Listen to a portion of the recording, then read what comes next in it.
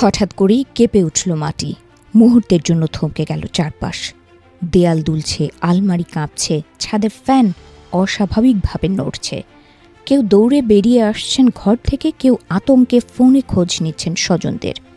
শুক্রবার দুপুর 1:53 রাজধানী সহ দেশের বিভিন্ন স্থানে এভাবেই অনুভূত হল শক্তিশালী ভূমিকম্পের কম্পন। ভূমিকম্পটির উৎপত্তিস্থল ছিল সাতক্ষীরার আশাশুনি। ইউরোপীয় ভূমধ্যসাগরীয় ভূমিকম্প কেন্দ্র জানিয়েছে, রিক্টার স্কেলে এর মাত্রা ছিল 5.3। সংস্থাটির তথ্য অনুযায়ী ভূমিকম্পের কেন্দ্র ছিল খুলনা জেলা শহর থেকে প্রায় 47 কিলোমিটার দক্ষিণ পশ্চিমে এবং সাতক্ষীরা থেকে 18 কিলোমিটার দক্ষিণ পূর্বে। ভূমিকম্পটির গভীরতা ছিল ভূপৃষ্ঠ থেকে প্রায় 35 কিলোমিটার নিচে। রাজধানী ঢাকাসহ দক্ষিণ পশ্চিমাঞ্চলের বিভিন্ন জেলা, এমনকি পার্শ্ববর্তী ভারতের কিছু এলাকাতেও কম্পন অনুভূত হয়েছে। সামাজিক যোগাযোগ মাধ্যমে অনেকেই জানিয়েছেন, কয়েক সেকেন্ডের সেই ঝাঁকুনিতে আতঙ্ক ছড়িয়ে পড়ে বাসাবাড়ি ও অফিস আদালতে। বহু মানুষ নিরাপদ স্থানে সরে যান। তবে এখন পর্যন্ত বড় ধরনের ক্ষয়ক্ষতি বা হতাহতের কোনো খবর পাওয়া যায়নি। চলতি ফেব্রুয়ারি মাসে এটি ছিল 10ম ভূমিকম্প।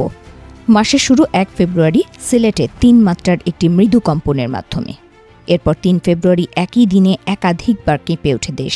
সেদিন সাতক্ষীরার কলারোয়ায় 4.1 মাত্রার ভূমিকম্প রেকর্ড করা হয়। একই সময়ে মিয়ানমারে 5.9 এবং 5.2 মাত্রার দুটি শক্তিশালী ভূমিকম্প আঘাত হানে, যার প্রভাব বাংলাদেশেও অনুভূত হয়। 9 ও 10 ফেব্রুয়ারি সিলেট অঞ্চলে আরও দুটি কম্পন টের পাওয়া যায়। 19 ফেব্রুয়ারি সুনামগঞ্জের ছাতকে 4.1 মাত্রার ভূমিকম্প অনুভূত হয়। 25 ফেব্রুয়ারি রাতে মিয়ানমারের সাংহাই অঞ্চলের মনিওয়া শহরের কাছে 5.1 মাত্রার আরেকটি ভূমিকম্প আঘাত হানে। পরদিন 26 ফেব্রুয়ারি ভারতের সিকিমে 3.7 মাত্রার কম্পনের প্রভাব পড়ে বাংলাদেশে। সবশেষ 27 ফেব্রুয়ারির 5.3 মাত্রার ভূমিকম্প মিলিয়ে সংখ্যাটি দাঁড়ালো 10-এ। ভূতত্ত্ববিদরা বলছেন, ছোট ও মাঝারি মাত্রার ঘন ঘন ভূমিকম্প অনেক সময় ভূত্বকের ভেতরে জমে থাকা শক্তির আংশিক নিঃসরণ ঘটায়। এতে বড় ধরনের বিপর্যয়ের আশঙ্কা কিছুটা কমতে পারে। তবে দীর্ঘ সময় বড় মাত্রার শক্তি জমে থাকলে ভবিষ্যতে শক্তিশালী ভূমিকম্পের ঝুঁকি উড়িয়ে দেওয়া যায় না। বিশেষজ্ঞরা আরও মনে করিয়ে দিচ্ছেন, বাংলাদেশ ভারতীয় ও ইউরেশীয় টেকটনিক প্লেটের সংযোগ স্থলে অবস্থিত। ফলে এ অঞ্চলে ভূমিকম্পের ঝুঁকি ঐতিহাসিকভাবেই বেশি। ঘনবসতিপূর্ণ নগরায়ন, অপরিকল্পিত ভবন নির্মাণ এবং সচেতনতার ঘাটতি বড় দুর্যোগের ঝুঁকি আরও বাড়িয়ে দেয়।